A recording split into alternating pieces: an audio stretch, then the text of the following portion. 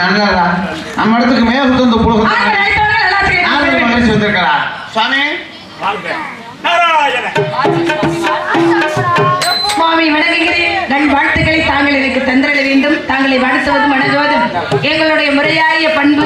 அப்படிங்கிற காலத்தினால வாழ்த்தி வரவேற்பு பாடிடுவோமா?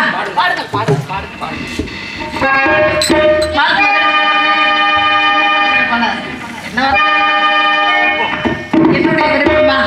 நீண்ட நாட்கள் ஆகிவிட்டது காண ஆயிரம் கண்வேன்.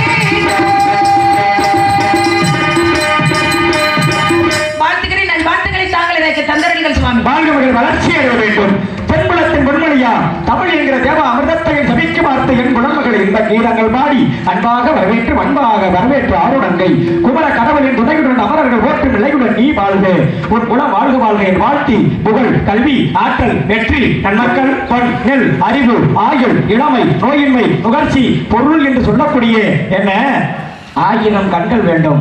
அற்புதமான ஒரு பாடல். ஆகையினால்தான் இந்த ஆயிரம் கண்கள் யாருக்கு இந்த உலகத்துல அப்படின்னு பார்க்க போனா என்ன இந்த பூமியை தாங்கி கொண்டு இருக்கின்றானே ஆதிசேடன் அவனுக்கு 2000 கண்கள். அதே நேரத்துல அக்கினி பகவானுக்கு என்ன அவனுக்கு என்ன கண்ணா அப்படின்னா அவனுக்கு முகமே 3 இருந்தாலும் 3 2 6. அதே நேரத்தில் இந்திரனுக்கு உடம்பெல்லாம் கண்கள். ஆகையினால்தான் எப்படி கண்களாக இருந்தாலும் ஞான கண்கள் கொண்டு இந்த இடத்துல கண்ணை பற்றி தொட்டு பேசக்கூடிய இந்த இடத்துல அற்புதமான கீர்த்தி வரக்கூடிய தமிழச்சி என்ற பொன்மகளே நீங்க வாழணும், வளர்ச்சி அடைய வேண்டும். ஆகாயத்தில் வந்து கொண்டிருக்கிற இரவு என்று சொல்லப்பட்ட கதிரவனின் ஒளிமிஞ்சி ஆபரணங்களை அணிந்துள்ள நீ என் வருகையை கேள்விப்பட்ட மாத்திரத்தில் மரம் விட்டு இறங்கி ஓடி வந்து என்னை சுற்றி வள வணங்குகின்ற காட்சியை நான் பார்க்கும்போது தேவலோகத்தில் பிரம்மனை கண்ட இந்திரன் எப்படி பணிந்து வணங்குவானோ அதை காட்டிலும் பன்மடங்கு உயர்ந்ததாக தென்படுகிறதம்மா. ஆகையினால் இந்த உலகத்திலே அற்புதமான கீர்த்திகளை உமக்கு கொடுக்க வேண்டும் என்ற காரணத்தினால்தான் அற்புதமான பூவும் பெண்ணும் ஒன்று என்ற காரணத்தினால்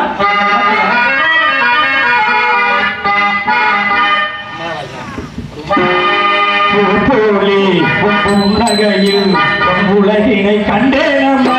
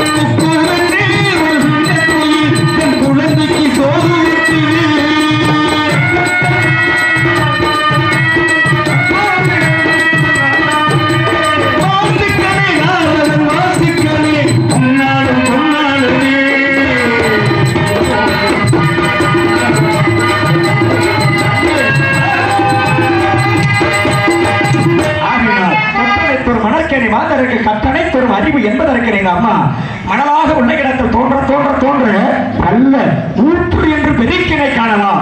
அதே போல மனிதர்கள் நல்ல படிக்க படிக்க பழமையான ஏடுகளை படிக்க படிக்க அறிவு என்று சொல்லக்கூடிய சிகரங்களை காண்பதை போல உங்களிடம் சில விவரங்களை என்னடா வந்ததுமே நாரதருக்கு ஒன்றும் தெரியாம நம்மளிடம் வந்து கேட்கின்றாரு. அப்படி என்று கொஞ்சம் சிந்தனையில வைக்கிறாம அதனாலதான் 5 பேர் சூழ்ந்திடும் நாடு 5 அடைந்திடும் நாடு மூலம் அறிந்திடலாம் நாடு அழகா இருக்கின்றது. இந்த இடத்துல உங்களுக்கு முகக்கூறு கேட்கக்கூடிய கேள்விகளுக்கு தக்க பதில் முறையான பதில் இந்த இடத்தில் தாங்கள் கூறுவீர்கள் என்ற காரணத்தினால் ஓகாம வீத உரைப்பன் நாகா குழந்தை நகர் குழந்தை வாகா எடுப்பர் நடமிடுவர் ஏறுவர் அன்பர் கொடுப்பர் அணிவர் குலைக்கு என்பதை போல கண்டு சில போதனைகளை விண்டு ரொம்ப ரொம்ப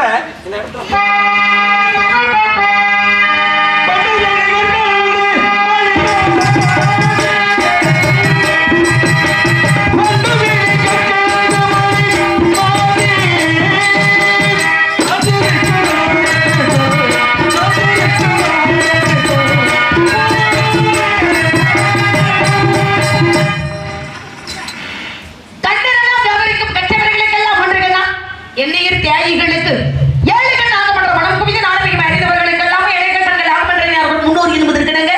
நடந்தது நடந்து முடிந்தது நடக்க இருப்பது 3 காலமும் அறிந்த நாரத மகரிஷி வள்ளிப்பண்ணை சந்தித்து எப்படிப்பட்ட கேள்விகளை கேட்கிற கேள்விகள் பிறப்பதெல்லாம் பகுத்தறிவை வளர்ப்பதற்காக. ஏனென்ற கேள்வி இல்லாமல் உலகத்தில் ஒரு நாளும் வாழ்க்கை சிறப்பாக அமையாது. கேளுங்கள் தரப்படும், தட்டுங்கள் திறக்கப்படும், தேடுங்கள் கிடைக்கப்படும். தேட கிடைக்காத திரவியமாக தேவலோகத்தில் வந்திருக்கின்ற காரணம் முறையான கேள்விகளை கேட்டால் முறையோடு பதில் இருக்க எதிர்பார்த்து இந்த வள்ளி பொண்ணு காத்துக்கிட்டு இருக்கேன். நாரதர் கேள்வி கேட்கணுமா என்னமோ இது ஒண்ணு தெரியாம வந்து கேள்வி கேட்க போறாரோ அப்படின்னு ஒரு நாள் நான் நினைக்கவே மாட்டேன். 14 உலகம் சுத்தி வரக்கூடியவர்.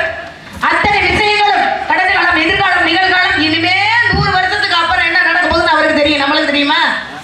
தூங்கையில் வாங்குகிற முச்ச சொல்லிட மாதிரி போனாரு. தூங்கி எந்திரிச்சாதான் மனித உடம்புல உயிர் இருக்கு என்பது நிச்சயம். இல்லைன்னா தூக்கம் என்பது வந்து இறப்பை போல, விழிப்பது பிறப்பை போல அப்படின்வாங்க. அந்த மாதிரி இவ்விடத்தில் முறையான கேள்வியை கேட்டிருக்கீங்க பாடலை மூலம். தூங்கி எந்திரிக்கல சவமா ஆயிடுவான்ல மனுஷன். ஜீவன் என்பது இருந்தாத்த உடலுக்கு சிறப்பு. நீங்கள் செவனையான கிடக்க வேண்டியது. அந்த மாதிரி இவ்விடத்தில் முறையான பதிலை உரைத்து விட்டு பிறகு பேச்சு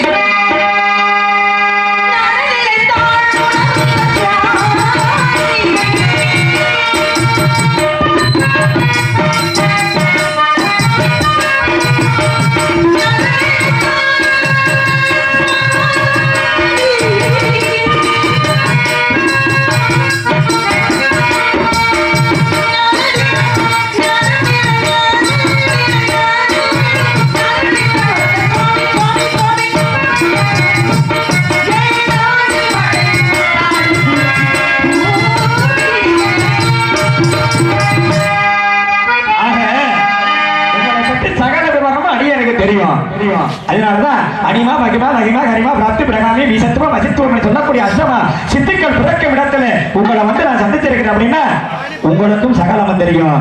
என்ன தெரியும்? அதான் கற்றார் காமருவதை போல என்ற இடத்துல என்ன நீங்க யாரு, என்ன பேரு, என்ன ஊரு, ஏன் வந்தீங்க அப்படிங்கறத எல்லாம் தெரியும். இருந்தாலும் உங்களுடைய தீர்ந்தவளால் கேட்க வேண்டும். அது கண்டு எனது மனமாகப்பட்டது உலகாங்கிதம் அடைய வேண்டும் என்ற நோக்கத்தோடு தான் என்ன இடத்துல வந்து ஆமா விடுதலைங்கிறது ஒரு முறை மனிதனுக்கு அப்படிங்கிற காரணத்தினால் என்ன பாத்துக்கிறேன். அதுதானே நான் வந்திருக்கேன். அதைத்தானே பிரச்சனை வந்தாலும் சமாளிக்கணும் அப்படின்னு 7 பேர் அண்ணன்மார் இருக்கல என்ன எதுக்கு வந்து காவலுக்கு அனுப்புறான்னு முதல்ல வந்து எனக்கு கொஞ்சம் சந்தேகமா இருந்துச்சு. இப்பதான் தெரியுது யார் யாரு எந்த இடத்துல சமாளிக்க முடியுமோ அவங்கள தான் காவலுக்கு அனுப்பணும்னு சொல்லி காரணம் இல்லாம இங்க அனுப்புவார காரணம் இல்லாம தோரணை கட்ட மாட்டாங்க. தேவலோகத்திலிருந்து இப்படி எல்லாம் நாரத மகரிஷி வருவாரு. அவற்றிலிருந்து வாழ்த்து பாடி வரவேற்பு பெறணும் அப்படின்றதுக்காகத்தான் என்னை அனுப்பியிருக்காங்க. 7 பேருக்கு என்ன வேலையோ அந்த வேலையை அவங்க பார்க்கணும். உங்களுக்கு என்ன வேலை? அப்படி கிடையாது. உழுது வாழ்வாரே வாழ்வார் மற்றவெல்லாம் தொழுது அழுவார் பெண் சொல்வாருன்னு உணவு தொழில் உங்களுக்கு அப்படியெல்லாம் நான் சொல்ல மாட்டேன். தங்கச்சி பத்தி உங்களுக்கு தெரியுமில்ல? தங்கச்சிக்குன்னு ஒரு தகுதி இருக்கு. தராதரம் இல்லாமல் நான் ஒரு நாள் பேச மாட்டேன். தகுதியை இழந்து விடுவோம். தராதரம் இல்லாமல் பேசினான். முறையாடல் ஒழுங்காக இல்லை என்றால் வாழ்க்கை ஒரு நாள் சிறப்பாக அமையாது. ஒரு வார்த்தை கொள்ள ஒரு வார்த்தை கொள்ள அப்படின்னு இருக்காங்க.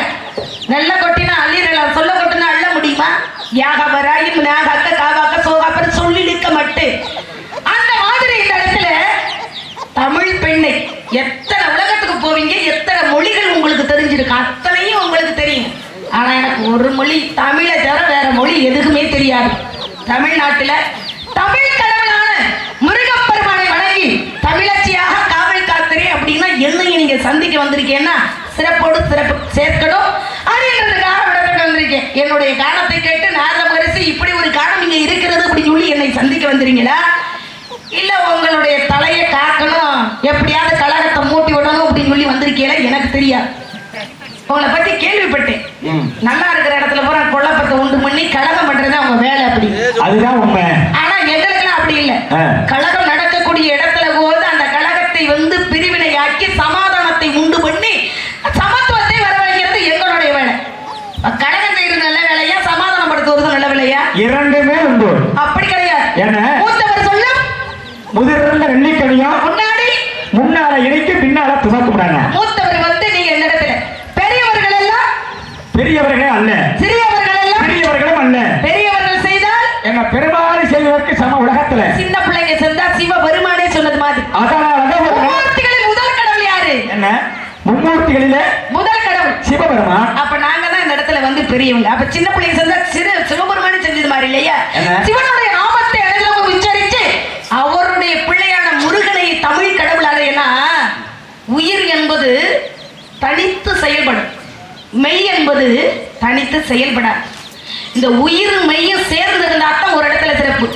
ஆனா மெய் என்பது ஏன் தனித்து செயல்படாது தெரியுமா? உயிர் எழுத்துக்களை கொண்டு ஒரு வார்த்தையை ஒரு வாசகத்தை ஒரு இடத்துல வந்து பேசிவிடாது. மெய் எழுத்தை கொண்டு ஒரு வார்த்தையும் அமையாது, ஒரு வாசகமும் அமைக்க முடியாது. உயிர் மெய் சேர்ந்து 216 எழுத்தா இருந்தாலும் 247 எழுத்துக்கும் சொந்தக்கானவர் யாருன்னா முருகப்பெருமான். எத்தனை மொழிக்கு தெய்வம் இருக்கு? தமிழ் மொழிக்கு மட்டும்தாங்க உலகத்துல வந்து தமிழ் கடவுள் குகன் முருகன் கந்தன் கடவன் கார்த்திகேயன் சண்முகன் சதாசிரம் அப்படின்னு சொல்லக்கூடிய அந்த குகனை நான் வணங்கிவிட்டு இருக்கேன். தமிழச்சியை சந்திக்கணும் அப்படின்னு கற்றாரை காமுருவர் அப்படின்னா படித்த 2 பேரும் பேசணும் மேடையில் நின்று. ஒருத்தவர் படிச்சவர் ஒருத்தர் படிக்கலைன்னா அவர் சொல்ற மொழி என்பது இவருக்கு புரியாமல் போய்விடும், இவர் சொல்ற வாசகம் அவருக்கு தெரியாமல் போய்விடும். அறிவாளிக்கும் எத்தனை வழிகள்? அறிவாளிக்கு 3 பாதை. அறிவாளிக்கு முட்டாளுக்கு 2 பாதை. முட்டாளுக்கு ஒரே பாதை. என்னைக்குமே 3 வழி இருந்தது சிறப்பு. இல்லைன்னா குணத்துக்கு கூட வந்து 3 குணங்களை சொல்லி வைத்திருக்கிறார்கள். அந்த மாதிரி இயல் இசை நாடகம், இயல் என்ற பேச்சும் இசை என்ற பாட்டு நாடகம் என்ற நடிப்பு இருந்தா தான் ரசனையோட மக்களுக்கு வந்து நாடகத்தை கொண்டு போய் சேர்க்க முடியும். பாட்டு மட்டும் இருந்தா அது வந்து என்ன ஆகுது? பாட்டு கச்சேரி. பேச்சு மட்டும் இருந்தா பட்டி பண்றோம், நடிப்பு மட்டும் இருந்தா பாவ கூத்து. இப்படியெல்லாம் இருக்கக்கூடாது. எல்லாம் சேர்ந்தது, எல்லா 10 பேரும் சேர்ந்தது. நான் ஒருத்தர் பேர் வாங்கலைனால ஐயா அவர் சரியில்லையே நாடகம் நல்லா அப்படின்னு சொல்லக்கூடாதுல்ல. 10 விரல்கள் சேர்ந்து அப்படியே ஒரு கைதட்டம்னா சிறந்த கரையை போசம் என்பது கிடைக்கும். அந்த மாதிரி உங்க பேச்சு எப்படி புள்ளி வச்சிருச்சுனியா அப்படின்னா அதை தொட்டு பேசணும், விட்டு கொடுக்காமல். அன்றைக்கு கோலம் போட்டாங்க, புள்ளிகளை இணைத்து கம்பி கோலம். இன்னைக்கு புள்ளியே இல்லாத கோலம், புள்ளியை அழிச்சு கோலம், இப்படி எல்லாம் வந்து விட்டது. ஏன்னா யுகம் என்பது கலியுகம், ஒவ்வொரு நாளும் அழிவை நோக்கி கொண்டு போகின்றது. நல்லவா எப்படி பேசுறீங்க? பாவம் பேசுங்க பாருங்க. அருமையான பேச்சு. நீங்க என்ன பேசுறீங்க அப்படிங்கிறத எதிர்பார்ப்போடு தான் நான் இருக்கிறேன். நாரதனின் கழகம் நன்மையில் தான் இருக்கும். அதே நேரத்தில் வந்து எங்க எதிர்பார்ப்பு இல்லையோ அந்த இடத்துல நிச்சயமா என்னுடைய கழகம் உண்டு. ஒரு விஷயம் அற்புதமா சொன்னீங்க. தவத்துக்கு தமிழுக்கு குணத்துக்கு சபத்துக்கு சகலத்துக்கு பச்சவகதா மணி தெரிஞ்சவங்க உப்பு சென்றவங்க தப்பு சென்றவங்க. அதே பசிக்கு உணவு, நோய்க்கு என்ன நோய் வாய்ப்பு வந்துருச்சுன்னு வச்சுக்கோங்களேன். உலகத்துல வந்து பிறக்கும் போதே ஒரு நோய் இருக்குது, இறக்குறது. அதான் பசி பிணி என்பது நோய். இந்த பசி பிறந்த குழந்தை ஒரு நாளிலே கத்த ஆரம்பிச்சிருக்கும் பசி எடுத்து. இறக்கிறது அந்த பசி என்பது அடங்குமா? அந்த நோய் மட்டும் அடங்கி விட்டால் நம்ம ஒருத்தரும் தேடுதல் என்பதை நிறுத்தி விடுவோம். பசி என்ற மனிதனுக்கு இருக்கின்றதுனாலதான் தேடுதல் என்பது அதிகமாக இருக்கின்றது. இந்த பசி பிணியை போக்கணும்ல, அதான் பசிக்கு உணவு அப்படின்னு இருக்காங்க. அற்புதமா சொன்னீங்க. நீங்க வந்த உடனே சிவமூர்த்தி என்று சொல்லக்கூடிய பட்டையை அணிந்த காரணத்தினால் ஒரு சபையில அரசன் வந்து சிவபக்தன். அப்பதான் அந்த சபையில் உள்ள அவைப்புலவரை பார்த்து கேட்டானா, ஐயா புலவரே, உலகத்தில் உள்ள நல்லது கெட்டது இன்பம் துன்பம் அனைத்தும் உங்கள் மூலமா தான் இந்த உலகத்துல நான் வந்து இந்த சபையறிய நான் தெரிஞ்சுக்கிறேன். ஆனால் எமக்கு ஒரு சந்தேகம், அதை தாங்கள் தீர்த்து வைக்க வேண்டும் என்று கேட்டவுடன் பார்த்தா என்ன சொன்னாரா மன்னர் கேட்கிறேன். வேற ஒன்றும் இல்ல, மறுமுறை இந்த சபையில் வரும் பொழுது இறைவன்னா யாரு, கடவுள்னா கடவுள்னா யாரு, கடவுள் என்ன செய்து கொண்டிருக்கிறார், கடவுள் இப்ப எந்த திசையில் இருக்கிறார், இந்த 3 கேள்விகளுக்கும் நாளை இந்த சபைக்கு அமைப்பவர் வரும் பொழுது தாங்கள் எனக்கு இதற்கு தீர்ப்பு சொல்ல வேண்டும். அப்படி விளக்கத்தில் விளைந்தால் உன்னை சிறை சேதம் செய்து விடுவேன் என்று மன்னன் சொன்ன உடனே அப்பதான் புலவர் அதையே நினைத்து வீட்டுக்கு வந்துடுறாரு. வந்தவர் இந்த 3க்கு நம்ம எப்படி விளக்கம் சொல்வது, நாளைக்கு வந்து மன்னன் சபையில இதற்கு கேட்டா நம்ம எப்படி விளக்கம் சொல்வது என்று மனம் நொந்து ஆகாரம் இல்லாம மன்னன் கேட்டதுக்கு அந்த அவை புலவருக்கு மந்திரிக்கு மதி நுட்பத்தோட செயல்படக்கூடியவருக்கு பதில் தெரியல. இல்லை, அப்பதான் அந்த புலவரை அறிந்த கூட இருக்கக்கூடிய 5 வயது சிறுமி பேத்தி சின்ன பிள்ளை, அப்பதான் அந்த பேத்தி வந்து தாத்தா என்ன ரொம்ப கவலையா இருக்கிறீங்களே, உங்களை யாரு என்ன சொன்னாங்களா, உங்க முகத்தை பார்த்தா ரொம்ப கவலையா தெரியுது. சின்ன பிள்ளை முகம் எப்பவுமே சுறுசுறுப்பா இருக்கு, கவலைப்படாது. அப்ப இந்த பேத்தியார் என்ன பண்ணாலா, தாத்தாவை பின்னால போய் கழுத்தை அப்படி கட்டி பிடிச்சாரா, ஆசையோட தாத்தாவை அரவணைச்சிருக்கு பாசத்தோட. அப்ப அவர் படாரி அப்படி உதறி விட்டாரா. அவருக்கு வந்து என்ன இந்த சிறு பிள்ளையுடைய எண்ணங்கள் அவருக்கு புலப்படவில்லை. மீண்டும் இந்த பேத்தி என்ன பண்ணால சிறுமி உடனே மீண்டும் மறுபடியும் கழுத்தை அப்படி கட்டி பிடிச்சாரா. அப்பதான் அந்த சின்ன பிள்ளை வந்து தாவி கட்டி பிடிக்கின்றது என்ற எண்ணத்துல அந்த பெரியவர் சொன்னாரா, பேத்தி நானே ஒரு கவலையில இருக்கிறேன், நீ வந்து இப்படி தாவி கட்டி பிடிக்கின்றாயே உனக்கு என்ன தெரியும், நீ ஏன் சின்ன பிள்ளை. யாருக்கு பிடிக்கவே பிடிக்காது. நீங்க நல்ல நாரதர் நான் கேள்விப்பட்டேன். என்ன பேச்சுக்களை வச்சு நீ சின்ன பிள்ளை உனக்கு என்ன தெரியும், இந்த பக்கம் தெரியும், அந்த பக்கம் திரும்பி பேச மாட்டீங்களா. நான் ஜாட பேச ஆரம்பிச்சோட தாங்க மாட்டீங்க நாரதரே. நான் என்னைக்குமே யாரையும் ஜாட பேச மாட்டேன், பேசுறதுல நேரடியா பேசுவேன். என்ன பயமா அம்மா வள்ளி நாயகமே சொல்லுங்க. நாரத மகரிஷியே நான் வந்து இப்ப கதையத்தான் சொல்லிக்கிட்டு இருக்கேன். கதையை நல்லா ஒழுங்க இது வரைக்கும் நல்லா பேசுறீங்க. அப்புறம் உனக்கு என்ன தெரியும், சின்ன பிள்ளைங்க ஏன் பக்கம் ஏன் திரும்புறீங்க. ஏமா இப்ப பேசுறது என்பது வந்து தேவையில்லாத விஷயம். அதான் இப்ப பேசுவது உனக்கு எமக்கும் தான் வழக்கு. அப்படியா? அதனால உன்னை ஏதாவது நீ நானும் கூட நான் பேசுறேன் ஆரம்பிக்கிறேன். அப்படி பேசுவீங்களா நீங்க? பேச மாட்டோம். ஆகையினால அப்பதான் அந்த பெரியவர் அவர் இருந்த கவலையில இந்த சிறுமி கட்டிப்பிடித்தத எண்ணத்துல வந்து அந்த எண்ணத்தையும் கொள்கையும் மாற்றி அமைத்தது அந்த சிறுமி அல்லவா. அதனாலதான் அவர் வந்து அந்த திசை மாறி வந்த காரணத்தினால சிறுமியை பார்த்து கேட்டார், நீ சின்ன பிள்ளைமா உனக்கு என்ன தெரியும், நான் என்ன எண்ணத்துல இருக்கணும் உனக்கு என்ன தெரியும் அப்படின்னு சொன்ன உடனே அப்பதான் அந்த கட்டி பிடித்ததோட அந்த சிறுமி கேட்டாரா, தாத்தா உங்களை யார் என்ன சொன்னா, அதை வேணா ஏன் சொல்லுங்க, அதை நான் தீர்த்து வைக்கிறேன் அப்படின்னு உடனே வேற ஒன்றும் இல்லமா. அப்பதான் அந்த பெரியவர் அந்த சின்ன பிள்ளைய சொன்னாரு, மன்னன் வந்து இறைவன்னா யாரு, கடவுள்னா யாரு, கடவுள் எங்க இருக்காரு, கடவுள் என்ன செய்து எந்த திசையில் இருக்கிறார் இப்படின்னு 3 கேள்வியை கேட்டாரு. மறுமுறை நான் சபையில போகும்பொழுது நான் இதற்கு பதில் சொல்லணும், நான் என்ன சொல்ல போறேன்னு எனக்கு புலப்படவில்லை, இந்த கவலையில தான் நான் இருக்கிறேன் என்று அந்த பெரியவர் சிறுமியிடம் சொன்ன உடனே இவ்வளவுதானா, இதுக்குத்தான் நீங்க அண்ணன் ஆகாரம் இல்லாம எப்படி நிக்கிறீங்களா அப்படின்னு உடனே அப்பதான் எனக்கு மட்டும் நீங்க உத்தரவு கொடுங்கள், நான் சபையில மன்னனுக்கு நான் இதற்கு விளக்கம் சொல்லி வருகிறேன் என்று சிறுமி கேட்ட உடனே அப்படியா, அப்பதான் ஏமா நீ சின்ன பிள்ளைமா உனக்கு அந்த அளவுக்கு பத்தாதுமா புத்தி பத்தாது அப்படின்னு உடனே அதை பத்தி நீங்க சொல்ல வேண்டாம், இதற்கு நான் மன்னருக்கு தீர்ப்பளித்து வருகிறேன் என்று நான் செல்கிறேன், எனக்கு நீங்க எனக்கு வாழ்த்தி அனுப்புங்க சொன்ன உடனே சென்று வா மகளை என்று வாழ்த்தினாரா. அப்பதான் சிறுமி சபைக்கு போறா. போன உடனே மன்னன் பார்த்தேன் ஏதோ ஒரு சிறுமி வந்திருக்காளே யாரப்பா அப்படின்னு உடனே யார் என்று தெரியவில்லை. அம்மா நீ யாரு அப்படின்னு அவையில் உள்ளவர்கள் கேட்ட உடனே புலவர் பேட்டி நான் வந்திருக்கிறேன். ஏன் புலவர் வரலையா, இன்று அவர் வரமாட்டார், நீங்க ஏதோ 3 கேள்வி கேட்டீங்களாம்ல, அந்த கேள்வி முதல்ல என்னிடம் சொல்லுங்க, அதற்கு நான் விளக்கம் கொடுக்கிறேன் என்று சொன்னாராம். அப்பதான் மன்னனும் சபையில் அப்படி ஆசனத்துல உட்கார்ந்த வாக்கில கீழே மேலும் பார்த்தாராம்.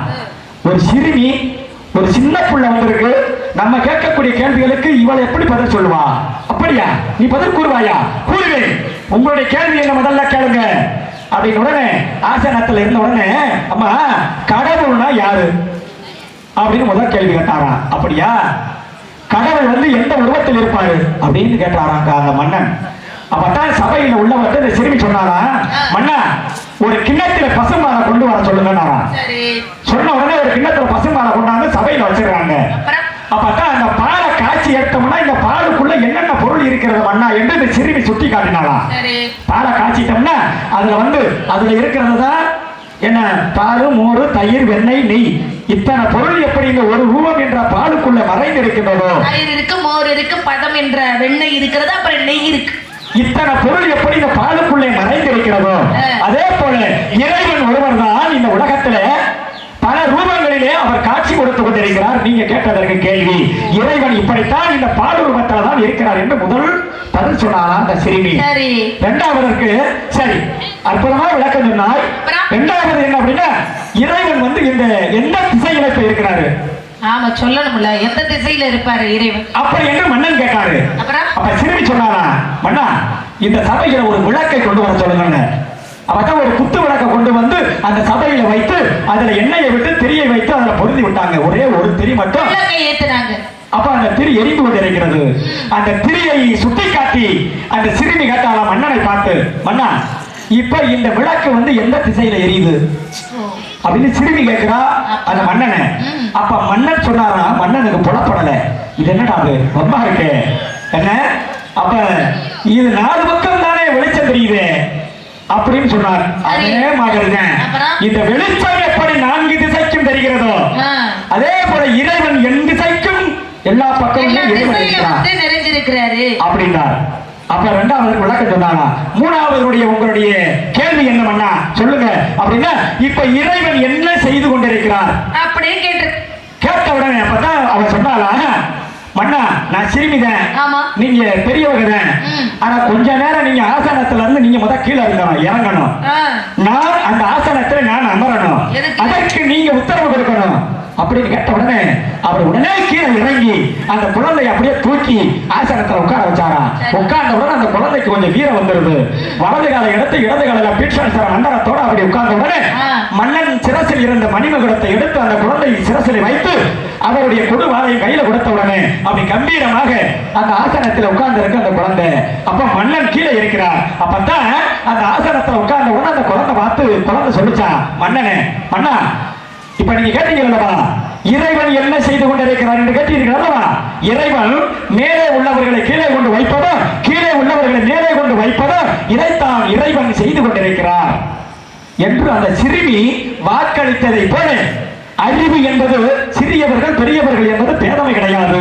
அதனாலதான் 5 வயதில் இருக்கக்கூடிய துருவனுக்கு ராதாகிருஷ்ண மந்திரத்தை உபதேசம் பண்ணி இறைவனுடைய காட்சியை அடைய வேண்டும் என்ற எண்ணத்தோடு உபதேசம் பண்ணின காரணத்தினாலதான் இன்றும் அவன் அந்த மகாவிஷ்ணு அருளினாலே வானத்தில் எத்தனை நட்சத்திரம் இருந்தாலும் துருவ நட்சத்திரமாக திகழ்ந்து கொண்டிருக்கிறானே, அதற்கிணங்க உன்னை நான் நினைக்கிறேன் அப்படின்னா இந்த இடத்துல சிறப்பு. ஏன்னா சிறுபிள்ளை வெள்ளாமை வீடு போய் சேராது அப்படின்வாங்க. சிறுபிள்ளை வெள்ளாமை கிடையாது, சிறுபிள்ளையாக இருந்தாலும் வெற்றி பெறாம வெள்ளாமை அப்படின்னா வெற்றி பெறாம வீடு போய் சேராது. அதற்கு எடுத்துக்காட்டான ஒரு நிகழ்வு அற்புதமா இறைவன் என்ன திசையில் இருக்கிறான், எங்கே இருக்கிறான், அவன் என்ன செய்து கொண்டு இருக்கிறான் அப்படின்றது சிறுமியாக இருந்தாலும் அத்தனை பேருக்கும் கூடி இருக்கிற சபையில பயம் இல்லாமல் அன்றைக்கு போய் சிம்மாசனத்துல உட்கார்ந்து என்ன பண்ணுச்சு, இதற்கு விளக்கத்தை கோரி வந்தது அப்படின்னு சொல்லி. அப்ப 5 வயசு சின்ன பிள்ளைக்கு தெரிகிற விஷயம் ஒரு 60 வயசு முதியவருக்கு தெரியாம இருக்கு. ஆனா அவற்றை இருக்கிற அனுபவம் இந்த பிள்ளைக்கு இருக்குமா, இருக்க. அவர் அனுபவப்பட்டவர், வாழ்க்கையில ஆண்டு அனுபவிச்சோம், இதை இப்படி செய்யணும், இந்த காலத்துல என்னென்ன பண்ணணும் அப்படின்னு சொல்லி அவருக்கு அனுபவம் என்பது இருக்கும். இந்த பிள்ளைக்கு அனுபவம் அல்ல, எடுத்தாங்க அவத்தான் அப்படின்னு சொல்லி பேசிவிடும். அப்ப ஆளும் வளரணும் அறிவும் வளரணும், அதுதான் வளர்ச்சி அப்படின்னு இருக்காங்க. ஆள் மட்டும் நெட்டைய வளர்ந்தா மட்டும் வரையாது. ஏன்னா நெட்டை என்ன நம்பினாலும் குட்டான நம்ப கூடாது அப்படின்வாங்க. நெட்டை நம்ப யாரு சொன்னா அப்படின்னு ஒரு இது அது புராண கதைகள்ல இருக்கு, யதார்த்தமான பேச்சு இருக்கிறது. அன்றைக்கு நெட்டையாக இருந்தக்கூடிய மனிதர்கள் நம்ம குட்டையாக குறுமுனியாகப்பட்டவர் அகத்திய மாமுனிவர் ஆதங்கமாக இருந்த மழையை ஒண்ணுமில்லாமல் தரைமட்டமாக ஆக்கிறார்கள். அது ஒரு கதை இருந்தாலும் அத்தனை பேர் இருக்கும் போது தென் திசைக்கு ஒருவரை மட்டும் அனுப்பி வடதிசை உயர்ந்தும் தென் திசை தாழ்ந்திருந்துச்சா, அதில் தென் திசை உயர்ந்து வடதிசை தாழ்ந்திருந்துச்சா அப்படின்னு ஒரு கணக்கு இருக்கு. எதை சமப்படுத்த வந்தாரு ஒரே ஒரு முனிவர், குறுமுனிவர் அகத்திய முனிவர் தான் சமநிலை படுத்தினார். அது ஒரு காரணம். நெட்டையாக ஓடக்கூடிய ஆறை நம்பி காலை வைத்து கடந்து சென்றாலும் நீச்சல் வச்சு, குட்டையாக இருக்கக்கூடிய குளம் இருக்கு பாத்தீங்களா, அதுக்கு ஆழ என்ன இருக்குன்னு உள்ளூர்காரர்களுக்கு தான் தெரியும், வெளியூர்காரர்களுக்கெல்லாம் தெரியாது. அப்ப நெட்டையாக ஓடக்கூடிய ஆறை நம்பி காலை வைத்து சென்று விடலாம், கரையேறி விடலாம். குட்டையாக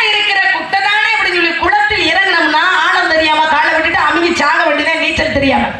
அதனால் நெட்டையில நம்மனால குட்டையாக இருக்கக்கூடிய குளத்தை நம்பி நான் வந்து வெளியூர்காரர்களுக்கு சொல்லுவாங்க, வெளியூர்காரர்களுக்கு தண்ணிக்கு பயம், உள்ளூர்காரர்களுக்கு பேய். யாராரு எவன் எந்தெந்த இடத்துல செத்த அவச்சாவா அந்த இடத்துல பேய் இருக்கு, பிசாசு இருக்கு, பூதம் இருக்குன்னு சொல்லி உள்ளூர்காரர்களுக்கு தெரியும். ஆனா வெளியில இருந்து வர்றவங்களுக்கு நிழலுக்கு ஒதுங்குவோமே சொல்லி ஒரு புளிய மரத்திலேயே வேப்ப மரத்திலேயே ஒதுங்கி அவர் தூங்குவார். ஆனா அந்த இடத்துல தான் ஒரு வாரத்துக்கு முன்னாடி யாராவது தற்கொலை பண்ணியிருப்பாங்க. உள்ளூர்காரர்கள் போய் என்ன இருப்பான், ஆத்தாடி யார் செத்தானே நம்மளை பிடிச்சிக்கிறவான்னு சொல்லி நம்ம பயப்படுவான். ஆனா வெளியூர்காரர்களுக்கு அரண்டவனுக்கு இருண்டதெல்லாம் பேயின்னு இருக்காங்க. காமாலக்காரனுக்கு கண்டதெல்லாம் மஞ்சளா தெரிகிறவங்க எல்லாமே நன்மைக்கு நல்ல மைக்கு, நல்ல மைக்கு அப்படின்னு அவை தலைவர் வந்து அப்படிதான் ஒருத்தர் அரசர் இருந்தார். அவருக்கு பக்கத்துல மதிநுட்பமுடைய மந்திரிங்க, உச்ச தோழன கூட ஒரு கதை சொன்னார். ஏன்னா வேற விதமா பேசலாம் அப்படின்னு நினைச்சிட்டு பேச்ச தொட்டு தமிழை பேசுவோம் அப்படின்னு சொல்லி இருந்தா ஒரு கதையை தொட்டுட்டாருல, கதைக்கு ஏதாவது பதில் சொல்லாட்டி ஏன் தலை வெடிச்சிரு, அவர் தலை வெடிக்கிறது நம்ம ஏன் தலை வெடிச்சு போயிடும். எல்லாமே நன்மைக்கு அப்படின்னு சொல்லி ஒரு வாசகம் சொல்லுவாங்க, யதார்த்தமான பேச்சு. அப்ப என்ன செய்யறாரு மன்னன், மன்னன் பக்கத்துல வந்து மதி நுட்பமுடைய ஒரு மந்திரி, ரெண்டு பேரும் ரொம்ப இணை புரியாத நண்பர்கள். அப்படி நண்பர்களா இருக்கிற பொழுது இவர் என்ன செய்யறாரு, உடல்நிலை சரியில்லை யாருக்கு, மந்திரிக்கு. அவர் வந்து போயிட்டாரு.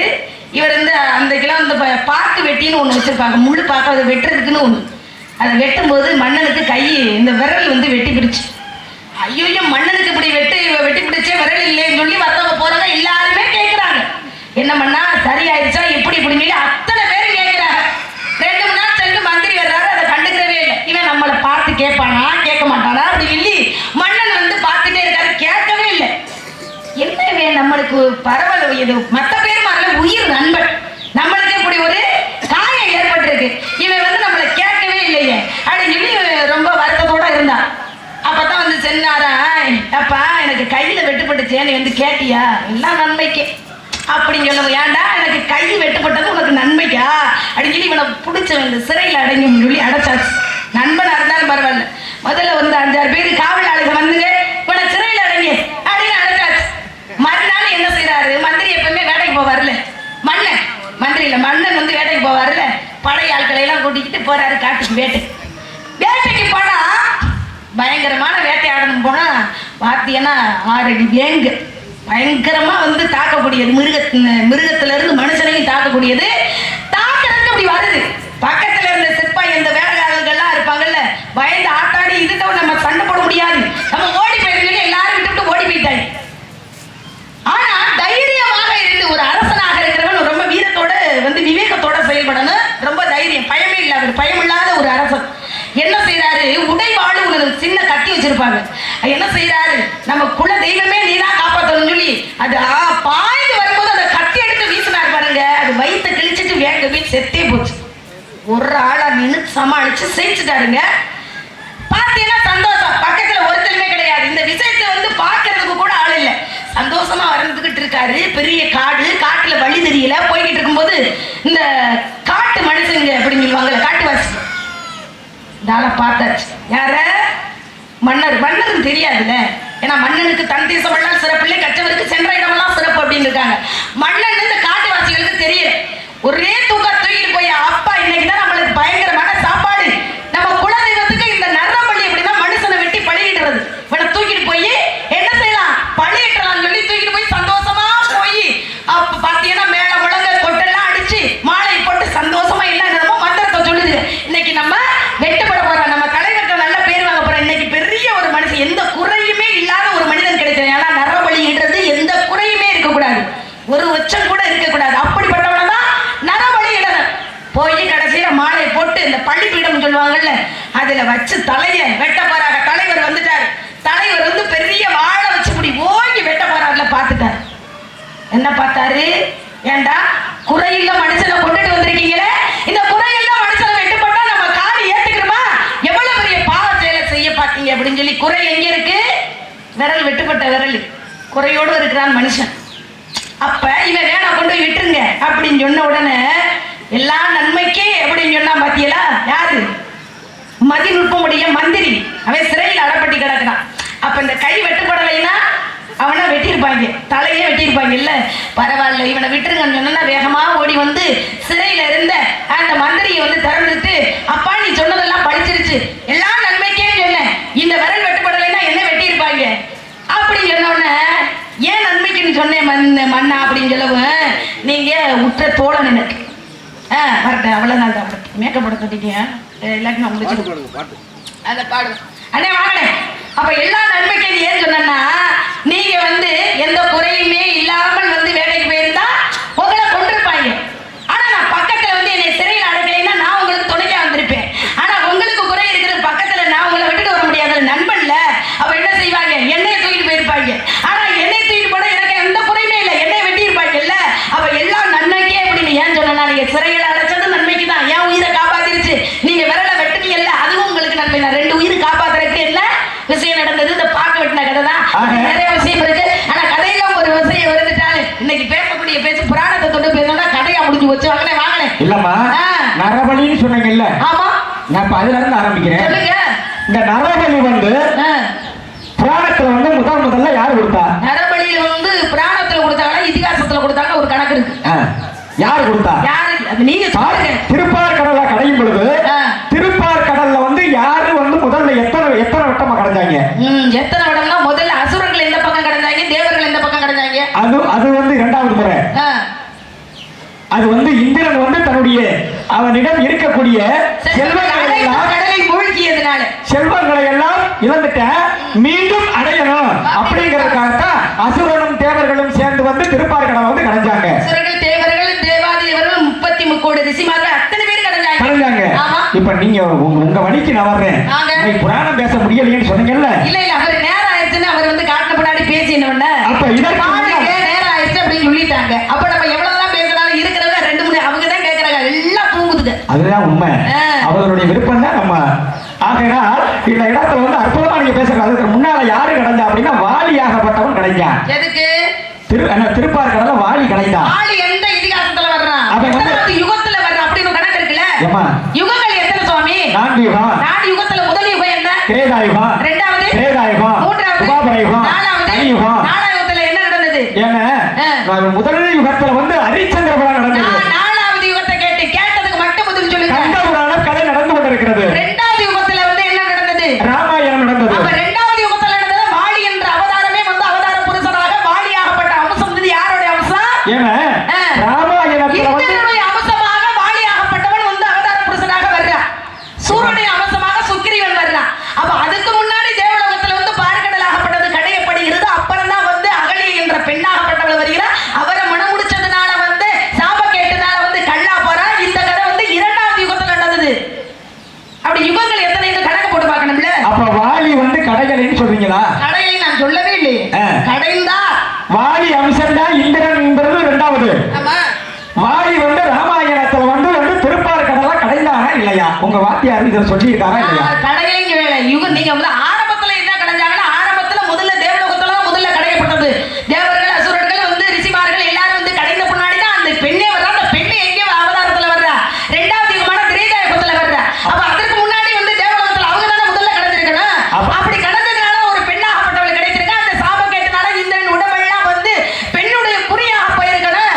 இதுக்கெல்லாம் சாப விமோசனம் பெறுவதற்காகத்தான் மண்ணுக்கு ஒரு பங்கு, பெண்ணுக்கு ஒரு பங்கு, மரத்துக்கு ஒரு பங்கு, நீருக்கு ஒரு பங்குன்னு சொல்லி பாவத்தை சுமந்து கொண்டு இருக்கின்றார்கள் எல்லாரும். அது 2வது. எல்லாரும் தேவலோகத்துல இருந்த பிரச்சனை தான், எல்லாமே அங்கேதான் ஆரம்பம். ஆனா சொல்லிக்கிட்டா ஊருக்கு உபதேசம் பண்றோம்னு நீங்க கிளம்பி வர்றீங்க. அதனாலதான் அதுக்குத்தான் சொன்னேன், குமுதனிட்ட புலவரை கூத்தரின் திமிதம் விட்டு தெரியும் திரைகடல் அமிதம் என்னும் எல்லமனும் ஆசையால் துமிதமுக மூர்முக மாணவர்கள் துள்ளினர் ஆசையால் அப்படின்னு. இந்த கவியை வந்து கம்பன் வந்து எந்த இடத்துல யாருக்காக பாடினாரு? மாணவர்கள் வந்து அன்னை கலைவாணி வந்து காட்சி கொடுக்கணும் அப்படின்றதுக்காகத்தானே. இப்ப தும்மி அப்படிங்கிற ஒரு நிகழ்வு வந்து வந்திருக்குதா? துளின்னு சொல்லலாம். தும்மில்னா என்ன அப்படின்னு வந்து இவன் வந்து தப்பா எழுதுறா. கம்பனாகப்பட்டவர் விளக்கத்தை எழுதுனா. ஏற்கனவே வந்து வால்மீகியாகப்பட்டவர் எழுதிவிட்டாரு. தமிழாக்கம் பண்றது போது தப்பா எழுதக்கூடாது. இவன் தமிழ் அகராதியில இப்படி ஒரு வாசகமே இல்லை அப்படின்னு சொல்லுவது கலைவாணியே இது என்ன சோதனை. இந்த சோதனையை நீதான் தீர்த்து வைக்கணும் அப்படின்னு சொல்லி ஆயர்குல பெண்ணாக மோர் கடையிற ஆட்சியாக கடைந்து கொண்டிருக்கின்ற போது அந்த 4 குழந்தைகளும் வேதங்களாக வந்து விளையாடி கொண்டிருந்தார்கள். அப்பதான் பக்கத்துல வந்து மோர் கடைஞ்சுக்கிட்டு இருக்கே, இந்த துமி தெளிச்சிடாம தள்ளி போயிருங்கடா குழந்தைகளாங்க இல்ல. அந்த நேரத்துல யாரு ஒட்ட பூத்தராகப்பட்டவரும் வந்து உதவிக்கு வந்த ஆட்கள் வந்தாங்க. அப்ப இப்படி ஒரு பேச்சு, யதார்த்த பேச்சு இருக்கிறது. அப்ப இந்த பேச்சை ஏத்துக்கிற இந்த நிகழ்வை வந்து நிகழ்வாகவே கொண்டு போகணும் அப்படிங்கிற கணக்கோடு தான் இந்த இடத்துல வந்து இப்ப நான் உங்க வழிக்கு என்ன பண்றேன் அப்படின்னா கடலுக்கான் படலத்தில் அப்படின்னு சொல்லி கடலை தாண்டி செல்கின்ற படலத்தில் எழுதக்கூடிய கவிதான் இந்த கவி. இந்த கவியினால வந்ததுதான் பிரச்சனையின் காரணமாகத்தான் வந்து கலைவாணியே அன்றைக்கு கம்பனுக்கு உதவி பண்ணல. எத்தனை முறை உதவி பண்ணாலும் ஒரு கணக்கு இருக்கு தெரியுமா? கணக்கு இந்த இடத்துல ரொம்ப பிணக்கம் இல்லாமல் இந்த இடத்துல நீங்க தொட்டு பேசணும் அப்படின்னா கவி பேசுறீங்களா, அலங்காரம் பேசுறீங்களா, புராணம் பேசுறீங்களா, கவி பேசுறீங்களா, புராணம் பேசுறீங்களா, அவங்கள கேள்வி கேட்கிறீங்களா? நீங்க கதையா பேசுறீங்களா அப்படின்னு வந்து கேள்விக்குறி இல்ல, பேசணும். உங்களுக்கு இணைச்சாலும் நான் கிடையாது. என்ன பேச முடியும் உங்களுக்கு? அதற்காக நானே வந்து 50 போற ஆளு கிடையாது. வழிவுக்கு 50 விட்டுட்டு போற ஆளு நானும் கிடையாது தெரியுமா? முன்னூறு கவியெல்லாம் ஏற்றிக்க தொட்டு கவி பாடாலும் ஒரு கவி உங்களை விட மேல நான் பாடிட்டு போயிருவேன். ஏன்னா எங்களுக்கு மேல பாடுவதற்கு யாருமே இதற்கு புறக்கவும் கிடையாது. படித்த கல்வியின் செருக்கு நல்ல படித்தவனுக்கும் கொஞ்சம் திமிரு இருக்கு. எனக்கு இருக்க திமிரு படிச்சவனா தலைக்கணம் இருக்க கூடாது, திமிரு இருக்கலாம். தலைக்கணம் இருந்தா அழிவுக்கு சத்துரு அப்படின்னு இருக்காங்க. அதனாலதான் கல்வியின் சிறப்புனால எனக்கு திமிரோட நான் பேசுறேன்ப்பா, பேசுங்க. இப்ப செருக்கு இருந்ததுனாலதான் ஒரு நேரத்துல வந்து என விந்தமாமலை அருகாமையில அடியே நான் செல்லும் பொழுது என்னை பார்த்து வரவேற்று நாரதா என் மூலமாக வந்தீர்களே, என்னால் ஆகக்கூடிய கைமாறு உங்களுக்கு ஏதாவது உண்டோ அப்படின்னு அவன் கேட்ட காரணத்தினால்தான் வேற ஒன்றும் இல்லப்பா, நான் வந்து இமயமலையை நோக்கி நான் செல்கிறேன் அப்படின்னு உடனே நாரதரே தாங்களுக்கு சகலமும் தெரியுமே, என்ன காட்டில் இந்த உலகத்துல பெரிய ஆள் யார் இருந்தா அப்படின்னு உடனே சரிதாண்டா உனக்கு இல்லம்மா நான் என்ன சொல்ல வர்றேங்கிறது என்ன அப்பத்தான் பாட்டு சரிதான் கிடக்கிறதெல்லாம் கிடக்கட்டும் கிழவனை தூக்கி மனையில வேண்டது மாதிரி இருக்கு உன் கதை. ஆனால் என்ன சொல்லு பேச்சுக்கு பேச்சு முடிச்சு காணாமல் வேண்டதெல்லாம் கத்தலாம் கற்றோர்கள் கோணாமல் வாய் திறக்க கூடாது. நானாமல் பேச்சு பேச்சனும் வெறுமனை மந்தாக்கால் கீச்சு கீச்சனுமா கிளிப்பிள்ளைய போல ஒருத்தன் கிளிப்பிள்ளைய வளர்க்குறாங்க, அந்த கிளிப்பிள்ளையிடம் சொல்லிக் கொடுப்பேன். எங்க அம்மான்னு சொல்லு, அப்பான்னு சொல்லு, அண்ணேன்னு சொல்லு அப்படின்னு சொல்லக்கூடிய வார்த்தையை அந்த கிளிப்பிள்ளை தத்தி தத்தி கூடையே சொல்லும். அப்படி சொல்லக்கூடிய நேரத்தில் ஒரு பூனையாகப்பட்டது அந்த கிளிப்பிள்ளையை வந்து தாதி பிடிக்க வந்தா அந்த நேரத்தில் சொல்லிக் கொடுத்த வித்தைகள் எல்லாம் பயன்படுத்தாம அது ஜீவனை காப்பாற்ற நினைத்து அது பாசையில கீச்சு கீச்சுன்னு தான் கத்துமா. அந்த மாதிரி நீங்க கத்திர மாட்டீங்கன்னு இப்ப நான் நினைக்கிறேன். உங்களை மாதிரி கத்துறது நான் வரலையே. ஏன்னா நான் பேசுறது வந்து கத்துறது மாதிரி இருக்கா, நான் பாடுறது வந்து உங்களுக்கு கத்துறது மாதிரி இருக்காங்க. ஏன்னா அப்ப என்னையவே எப்படி சொன்னீங்கன்னா மத்த பேரை எப்படி சொல்லுவீங்க? எப்படி நல்லா இருக்கு நான் ஏன் வெளிச்சு போதானே அப்படி நீங்க பேசக்கூடாது. ஏன்னா வெள்ளைய பார்க்கணும் அப்படின்னு சொன்னா என்ன செய்யணும்? என்ன பண்ணணும்? ஆனவம் கர்மம் ஆகை என்று சொல்லக்கூடிய மும்மலத்தை நீக்கிறாத்த வெண்மை என்பதை வந்து அந்த அமிர்தத்தை பெருக முடியும் உலகத்துல. அதனாலதான் அந்த வெண்மை நிறம் எங்கே இருக்கு அப்படின்னா அந்த வெண்மை நிறம்னா என்ன? தேங்காய்க்கு வந்து தேங்காயின் மேல பச்சை மட்டை இருக்குங்களா, வரிப்பணமாக அன்றைக்கு வந்து கம்சனுக்கு கெட்ட வேணும் சொல்லி 1000 குலத்துல அத்தனை பேரும் வந்து கொண்டு போய் சேர்த்தாங்க. கண்ணனாகப்பட்டவன் திருடினா மணிவண்ணன் திருட்டு பையன், கண்ண திருடி பையன். எதுக்கு திருடுன?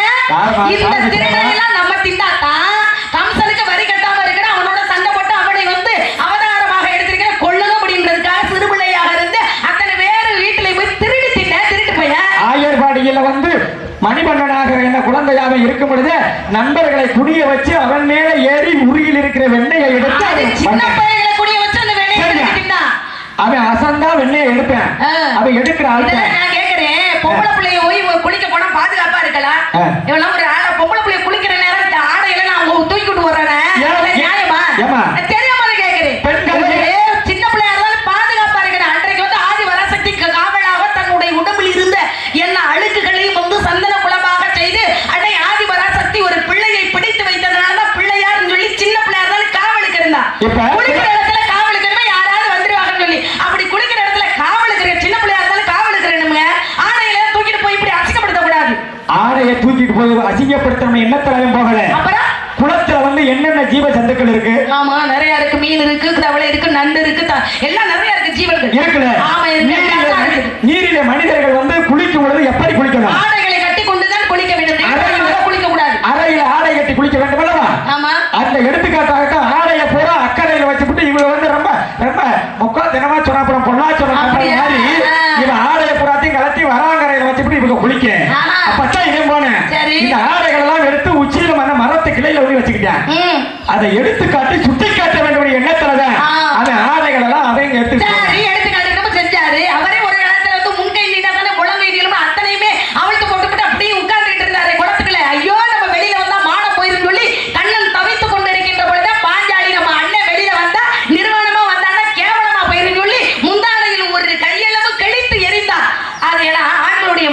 காப்பதற்கு ஒரு முளை துணி போதும் கட்டிக்கிட்டு வெளியில வந்தான். அதனால நான் முழங்கை இளவு அன்றைக்கு வந்து துச்சாதனாகப்பட்டவன் துயில் உரிகின்ற பொழுது வந்து மீண்டும் மீண்டும் ஆடைகளாகப்பட்ட கிருஷ்ணன் வந்து கொடுத்து கொண்டிருந்தால் பாஞ்சாலிக்கு முன்கை நீண்டாத்தான் முழங்கை இளவு நீர். இப்படி நீங்க பேசணும் நாங்க பேசுவோம். அதுக்கு இன்னொன்று சொல்லுவாங்க தெரியுமா? சகன் அளக்காதது முளம் தான் அளக்கும். ஆமா. அப்ப சகன்னா யாரு, முளம்னா யாரு அப்படின்னு இருக்கு. சகன்னா ஆணு, முளம்னா பெண்ணு. அதனாலதான் இந்த சகன் என்ற மானத்தை காப்பாற்றுறதுக்காக அன்று ஒரு நாள் முற்பிறவியில திரௌபதி கொடுத்தா கரக்கோட கழிச்சு. அதனாலதான் இன்னைக்கு முளத்தையும் காக்கணும் அப்படிங்கிறத துச்சாதனன் சபையில தூக்கில உறிஞ்சேன். அப்பதான் அந்த பெண்ணுக்கு மானத்தை காப்பாற்றணும் அப்படிங்கறத கொடுத்துக்கிட்டே இருந்தேன். அதான் சகன் நடக்கும் அப்படிங்கிற காரணத்தினாலதான் இதெல்லாம் எவ்வளவு மறைச்சு வச்சிருந்தீங்க. ஏன் மறைச்சா பேசினாதானே நான் பேச முடியும், எல்லாத்தையும் பேச முடியுமா? எதை பேசினாலும் வந்து நான் வந்து தொட்டு பேசுறீங்க சொல்லி ஆர்வத்துல சொல்லலாம். அதனாலதான் சுத்தி நான் வந்திருக்கேன் சேமிக்க. அப்படித்தான் மலைக்குவாள் சிறகு கண்டு மாறுதில் நான் நேரில் கண்டு அலைகடல் கடைய கண்டு அயன் ஐந்து சிரசும் கண்டு சிலை மதன் ரூபம் கண்டு சிவன் சுத்த கருப்பும் கண்டு கொலை இந்திரன் இது கண்ணும் கண்டு கொடுக்கவும் வாங்க கண்டு என கள்ளிக்குடி மல்லிகா தேவியினுடைய தமிழ் வண்ணத்தை இங்குதான் இந்த மேடையில நான் கண்டேன் என்று எங்க தொட்டு பேசலாமா? அற்புதமான பேச்சு.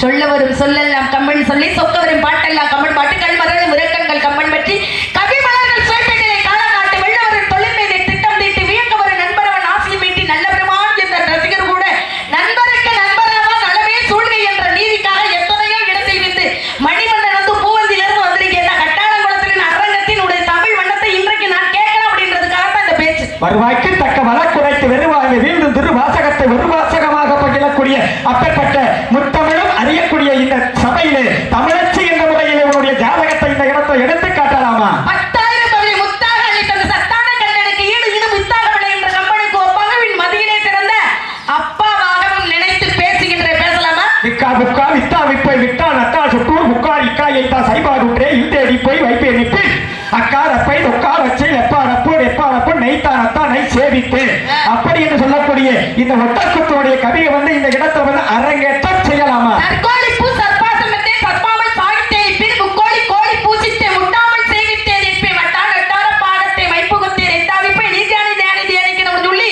ஒட்டக்குத்தனுக்கு பக்கத்துல இருந்த புகழேந்தி பாடாமையா இருப்பாரு. மன்னவனும் நீயோ பல நாடும் உன்னதோ உன்னை அறிந்தோ தமிழை ஓதினி என்ன விரைந்தேற்றுக் கொள்ளாத வேண்டும் உண்டு குரங்கு ஏற்றுக்கொள்ளாத கொம்பை போல கேட்கக்கூடிய கேள்விகளுக்கு தெம்பு உண்டா மகளே? அக்கொண்ட தென்பையத்தான் மாநகர் விட்டு இங்கு வந்தே சொற்கண்ட பாவி சுவையறிவார் எங்களை வெட்கண்டை வேணி வேடுதிரும் கூடி நெற்கொண்டு போகவளவு நில்லாய் நடு சுவரில பயனில்லாத குட்டிய சோறா போகக்கூடாது. விளப்பது நெற்கட்டு பேரும் முகத பெருமாளும் கூறு மறைந்திருக்கும் ஆனாலும் வஞ்சமில்லார்கென்று தரும் சிவந்த தாமரை இதழிலே தண்ணீர் எப்படி ஒட்டி ஒட்டாம இருக்குமோ அதே போல இந்த இடத்துல மணிபாவுக்கு நேரத்தில் ஒதுக்கி கொடுக்கணும். திராவிடரின் தினமும் துணையாவாளியின் தினமும் கீசவன் கடவையும் தக்கனையும் துறதையாகும் 101 மகனையும் அவரவர் அனவத்தான் அழிந்தது போல வாரனை கண்ணால் எரித்த சிவன் தந்த வரவத்திர வடிவேலி மயிலேறி விளையாடு புகழை புல் வயல் மீதும் மழவையும் சதகேசன் இப்படி சொல்லி பாதகமா பேசணும் இல்லாட்டி ஒண்ணு சாதகமா பேசணும். ரெண்டுமே இல்லாம இருந்தா நல்லா இருக்குமா வாழ்க்கை? அங்கத்தை மண்ணுக்காக்கி ஆர்வத்தை உனக்கே இருந்த வங்கத்தை போதமாட்டி பாவித்தேன் மரமார் உன்னை சங்குத்த மேனி செல்வா சாபதால் என்னால் இந்த பராபர கூட்டிலே நீ வந்ததின் நோக்கம் உட்டுதற்கை பிள்ளை பாண்டியனில்லை குறும்பியரை மழைக்காதை குடைந்து உண்டி எட்ட மட்டும் மறுப்பதற்கோ பிள்ளை இல்லை 2 மண்டர் போட்டு எட்டதற்கு கவி ஒட்ட கூத்தல் இல்லை விளையாட்ட கவிதனை விரைந்து பாடி திட்டதற்கு அறிவில்லாதவர் இருந்தா தேசமெங்கும் புலவன தெரியும். ரொம்ப பேர் வந்து புலமை படித்தது மாதிரி நடிச்சுக்கிட்டு தெரியுறாங்க. யார் நடிக்கிறது? அவளுக்கு நான் வந்திருக்கேன். ரொம்ப பேர் நடிச்சுக்கிட்டு தெரிறாங்கன்னா நீங்க நடிகை நம்ம வந்திருக்கான். சம்பளம் கட்டி நடிச்சோம்னு வைக்கல என்னத்த 10 ரூபாய்க்கு நடிக்க சொல்ல 10,000 ரூபாய்க்கு நடிக்கிறாங்க சொல்லிடுவாங்க. பெருமாளே பெருமாளே. இப்ப இந்த இடத்துல வந்து பசிக்கு நோய்க்கு பருவத்தை காற்றுள்ள போது கதவு உள்ள போது கதவை இல்லைன்னா திரை மறைவு ஒண்ணு வேணும்ல. அதனாலதான் உள்ளம் பெருங்கோயில் ஊர்கிடந்த பெருமாளையும் மல்லல் பிரானருக்கு வாய்க்க புறவாசம் தெல்ல தெரிந்தாருக்கு சீவனை சிவலிங்கம் கள்ளப்புலனைந்தும் காலா மணிவிளக்கு வறண்ட நிலத்திற்கு இருண்ட வீட்டிற்கு உருண்டை வடிவமான உலகிற்கு பண்ணிற்கு இசை பெண்ணிற்கு அதிலும் ஒரு பருவம் பாதுகாப்பு தேவை வேணும்ல. அப்ப நீங்க இப்படி தனிமையா பாதுகாப்பு வந்து தனிமையில இருந்தா இருக்காது. தனிமை 1000 பேர் காவல் காத்தாலும் தற்காப்பு ஒன்று தனக்குத்தானே வந்து காவல் காக்கிறது தான் சிறப்பு. ஐயா வாங்க. ஆமா சூரியனும் தெரியுமா தனிமையிலே அப்படி நீங்க சொல்லக்கூடாது.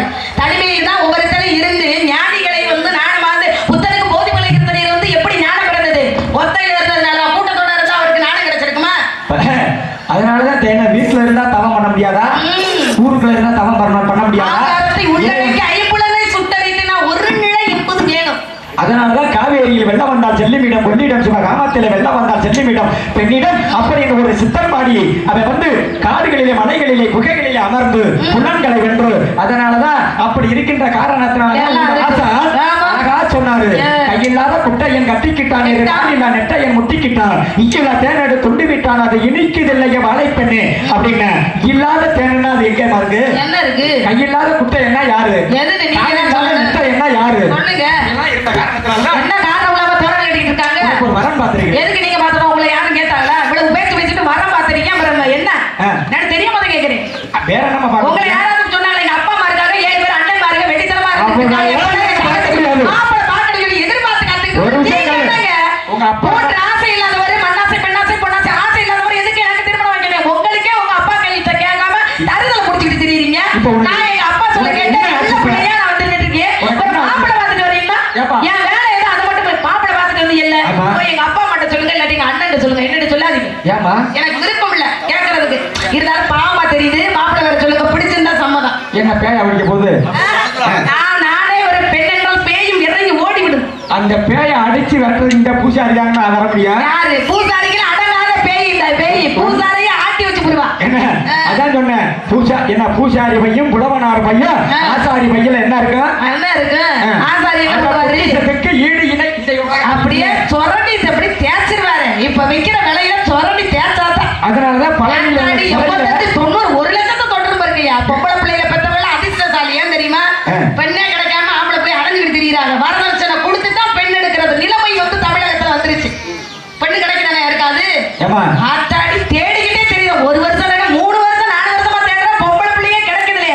அவ வந்து வரதட்சணை கொடுத்துதான் இன்னைக்கு உள்ள காலங்கள்ல பெண்ணை எடுக்கணும். பெண் பெற்றவர்கள் தான் இன்னைக்கு வந்து பெரிய கோடீஸ்வரனா வாழ்ந்துட்டு இருக்காங்க. சொல்லுங்க மாப்பிள்ளை பேர். வர வர காக்க வந்த வீரன், உங்கள் வாழ்க்கையை கொடுக்கு வந்த தீரன், கொடுக்கு வந்த தீரன்.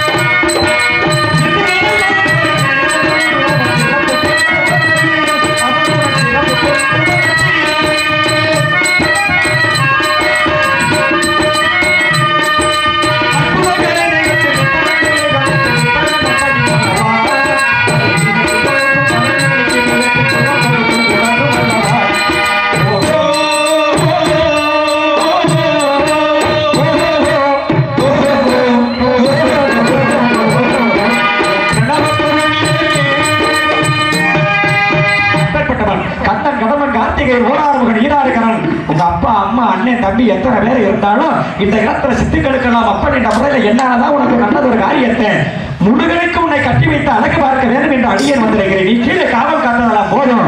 முருகன் அமர்ந்திருக்கு மயில் ஓரத்துல இடம் இருக்கு. அதனாலதான் ஏற்கனவே இருக்கிற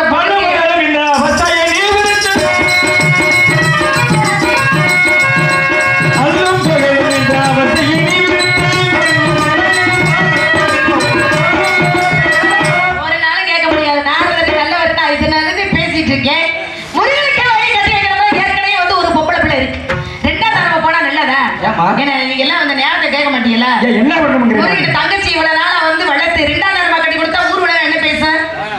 கேவலப்படுத்தும்ல பொம்பளை பிள்ளைய வந்து 2ஆம் தரமா கட்டி கொடுத்து தரத்திலும் தாரத்திலும் முதல் தரமா போனா வந்து பெருமை அந்தஸ்து எல்லாமே மரியாதை. 2ஆம் தரமா பிறகு அந்த ஆண்டி பைய பண்டார பைய பரதேசி பைய பழனி எப்பன் எங்க அப்பன் எங்க அப்பன் பழனி எப்பன நான் வைவனா இறைவனுக்கே இறைவனாக இருக்கக்கூடிய அவனை நான் என்றைக்குமே வந்து ஒரு நாளும் ஏற்றுக்கொள்ள முடியாது. ஒரே குட்டி கொடு பதவியில் கொத்திரத்தின் மலையோ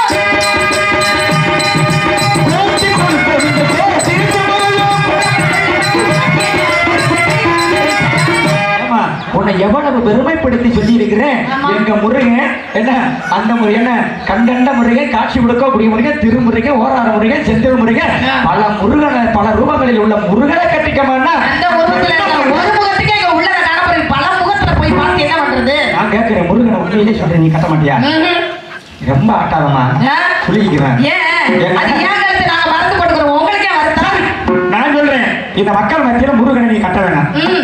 சம்மதம் தானே? சரி, அவர் தான் உன்னையே கட்டுவாரு. பாத்தியலா? ஆகையினால இந்த சூழலை மறவதற்கு முருகனைக்கு உன்னை கடிமன புரியாவிட்டால் எம்மார்கள் அணிந்திருப்பதை பரம முடித்த மல்லவர்கள் சொல்வதற்கு ரொம்ப நேரம் இல்லை. இது சத்தியம்.